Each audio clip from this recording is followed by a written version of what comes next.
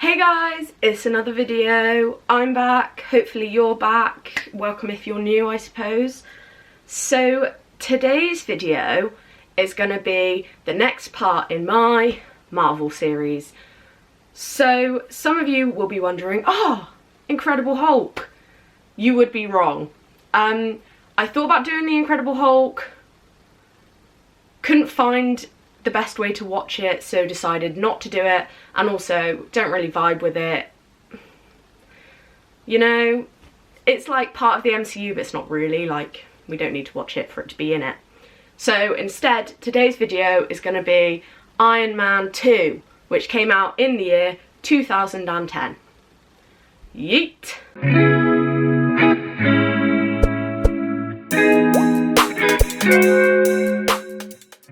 Okay, so as per usual, we've got notes. That's on me. Again, one day we won't, hopefully. Also, I've got my Iron Man earrings in for this one. Thank you to my best friend Rowan. So, Iron Man 2, we love it. It follows almost immediately after where Iron Man leaves us. So you don't really have to be like, oh no, what's happened in all of this time? Because it tells you what happens in its intro, where it literally uses the press conference from the end of Iron Man to introduce the new film. I really love that, like just the voice over it through the intro. I was like, oh, that's a nice touch. And then it goes into that press conference being on the news, and you're introduced to these new characters and you're like, who are these people? I really love the way they did that, where they sort of like introduced the bad guy without introducing the bad guy. They were like, this person's relevant, but you don't know why yet. The Stark Expo, okay, go big or go home, you know? And Tony Stark is all about that, and I just love the way it just exudes Tony Stark energy.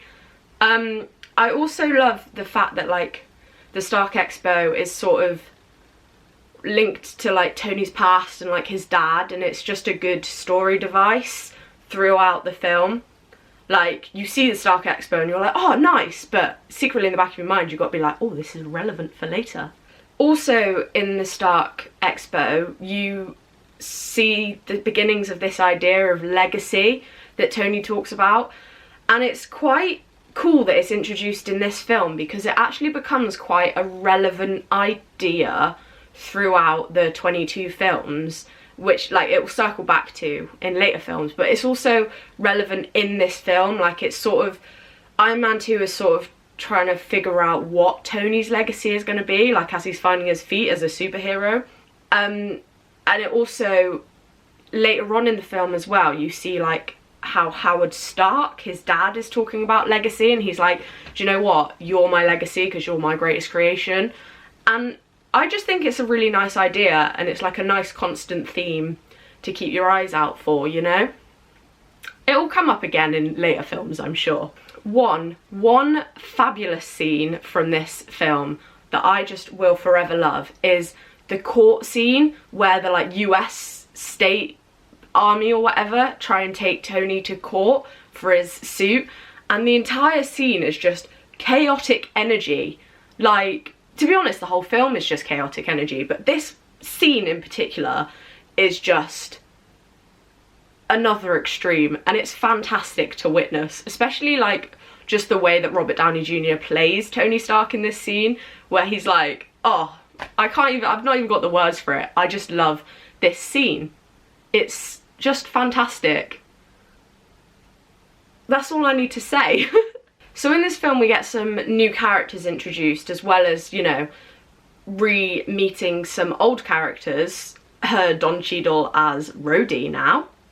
But, so one of the main new characters you meet is Natalie Rushman, who obviously we later learn is Natasha Romanoff, aka the Black Widow.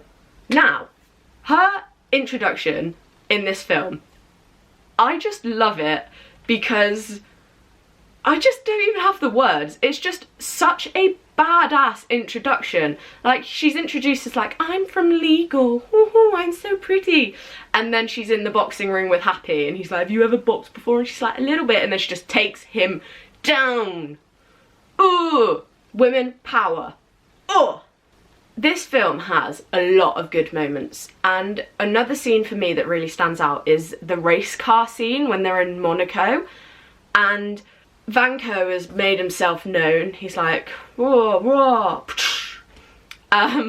But the whole sequence, the car flipping in slow-mo, the whole just sheer oh shit of it all, and it's just phenomenal in my opinion. The sheer stress and chaos of Happy and Pepper going the wrong way around the racetrack to get to Tony, and then Tony just being like, oh, and it's just phenomenal.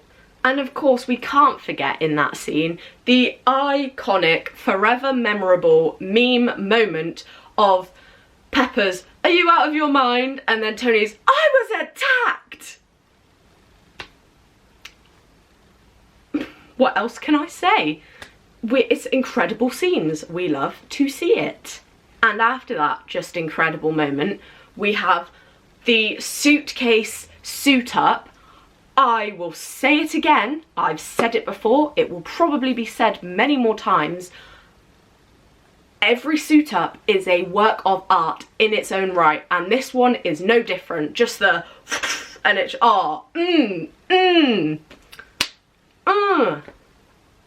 the suit ups will never grow old. Never grow old. Whew. There's quite a like sad vibe below the surface of this film, and it like, because you've got the fact that the audience know and that Tony's dying, like literally dying a very slow and painful death, but no one else in the film other than him knows, and it's quite like he's not telling anyone, and you're like, why aren't you telling anyone?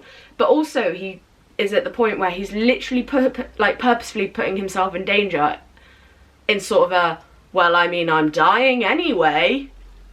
Like, that's quite sad to think about. And then when you just try and tell people or spend time with people like Pepper, she's just too busy, and it's just like, oh. I've watched this film quite a few times in my lifespan, and I'm not gonna lie, I completely forgot about Vanko's prison escape, but that in itself was quite incredible. And, you know, of course Justin Hammer was behind it, like shock horror. I just find Justin Hammer a bit cringe. Like, his first meeting with Vanko, I'm a bit like, stop trying too hard, Justin. Like, just be yourself. Tony's birthday party is another incredible scene. Just him being drunk in his Iron Man suit whilst DJing on stage is just, imagine seeing that, like that. Oh, I can imagine how funny that scene must have been to film.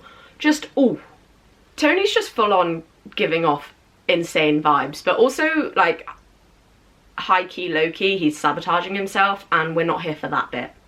Rhodey putting on a suit and like suiting up, we love to see that foreshadowing. Like, that's iconic, fantastic. What we don't love to see is best buds fighting, but the fact that Tony took the time out to ask the DJ to put on a fat beat so that they could fight is incredibly funny. I love that. That's so on brand. Wow. The sulking in the donut shop is just a scene that will forever be ingrained in my brain. Like, it's just constantly there. But also, to be honest, that whole scene with like finding out that Natalia is Natasha and Nick Fury just being a badass, the whole scene is just its own like version of madness. But just Tony's, I don't want to be part of your secret boy band. Like, oh, chaotic energy. This is what I'm talking about all through the film. Chaos. I really love that Justin's like tried to hire Vanko to help him, and then Vanko just does not give a shit about what Hammer wants him to make. Like, he just goes off on his own track, and he's like, he uses Justin's own words. He's like, don't get attached to things, learn to adjust, or whatever the line is. It's just, I find hilarious. And then Hammer go in to like try and sell his weaponry to the army, but both Rhodey and the guy with him, the sergeant or whatever he is, just standing there, literally the most unimpressed you've ever been. I mean, what can we say? It's just, it is what it is, but it's great. There's one scene in this film that for me is just the most stunning, like beautiful, all of that, like incredible. And it comes when Tony is rediscovering the element that his dad started to find, but was like, I'm trapped in the limits of my own time. That one. And he's got the hologram up of it, and he just like spreads it, and all of the particles go around him, and just his face of pure amazement, and just the whole, I don't even have the words for it, I just think it's so stunning. We also, when Tony puts his new arc reactor in and it literally glows out of him and he is just, I don't have the words. We love to see a healthy man who is no longer being poisoned by the thing keeping him alive. But he's literally glowing and we love it and it's fantastic. We are here for the new chapter of Tony Stark. So it's Hammer's turn to do his presentation at the Stark Expo, and the way he comes out and he tries to like bring some Tony Stark energy to it, but just fails miserably, is quite funny, because this is what I mean, he's so cringy. He's like trying to be Tony Stark, but he just ends up being like a B-Tech eBay version of him, you know? But then obviously Justin has his thunder stolen when Tony Stark rocks up ready to fuck shit up. Like, he is ready to fight, he knows something is up. Hammer is none the wiser because he can get in the bin. And just the whole, when it, like, the fight's about to start, and he's like, let's take this outside, and he flies off. Just the energy he brings to his fights is just fantastic.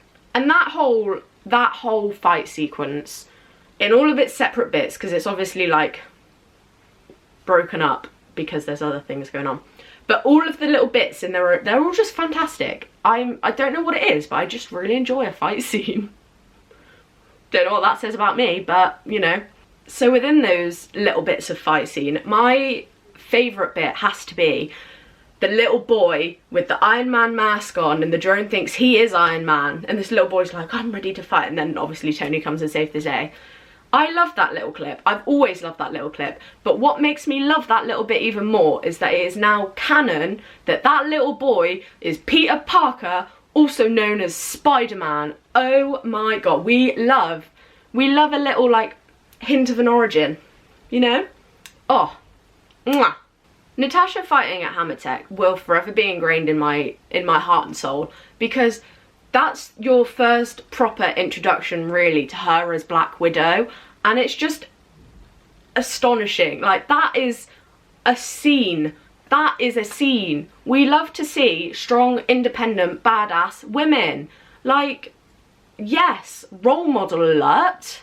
I love Tony and Rhodey making up, but they're still like arguing, but you know they have made up.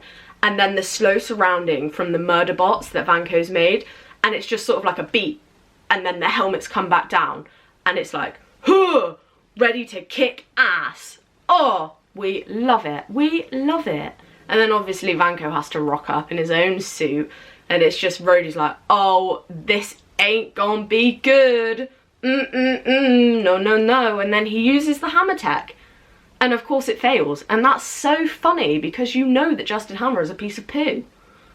So obviously his tech is also going to be a piece of poo. And then Tony being like, hammer tech? Thought so. Oh, we love to see it. The whole ending bit where they've kicked Vanko's ass, but they've realised that the drones are set to explode. Oh my gosh, the tension, the saving Pepper, the big explosions, the fight, that I can't do this anymore, that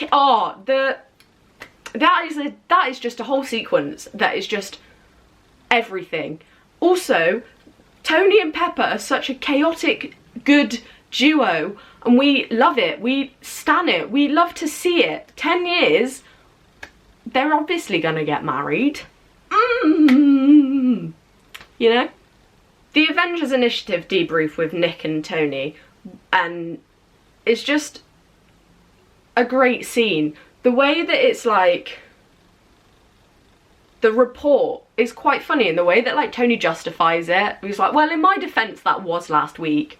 And it's like, has self-destructive tendencies. Well, I was dying. I mean, how is that? I just love the humour of this film, because it's just quite honestly the best part of the film, along with quite like the action sequences, obviously. But like the sadness as well, when it's like Iron Man yes, Tony Stark no, you're just like, oh bless him. And then obviously that doesn't matter, because Iron Man yes, Tony Stark yes later on, you know.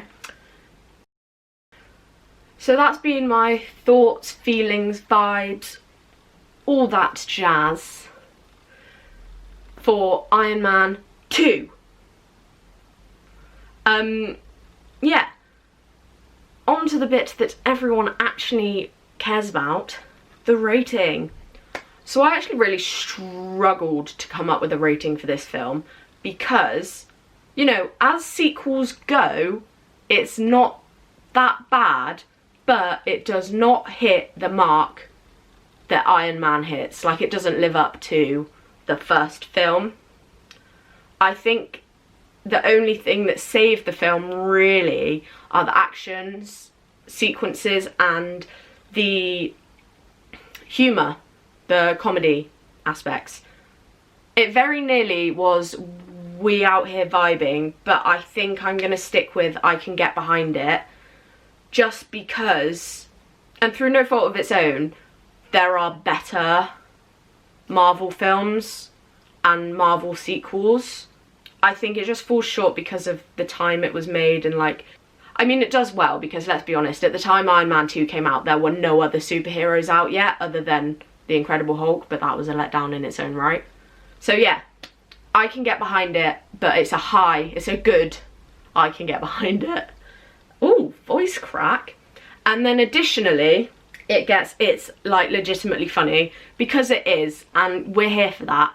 It also gets my heart, because my heart does bleed for Tony Stark. I mean, what else can I say? And of course, it owns my soul, because RDJ does, as does Tony Stark. So yeah. It also has some iconic scenes in it, so that they're just there in my brain, so it deserves that. Like, it owns my soul, you know? Cool. Tell me what you thought in the comments. Have you watched Iron Man 2? Did you enjoy it? I'm terribly sorry if you haven't and you've got to this point, because I've arguably spoiled the whole film. But we move on. I'll see you in the next one. Bye! So are you in focus? Yes, you are. Okay. No, I did the wrong bit. Ooh! Sorry, camera. Isn't it annoying how a little prick can be, and it's just like, oh. Do you mind? No, that's not what I'm gonna say. That is not what I'm gonna say. Let's do that again.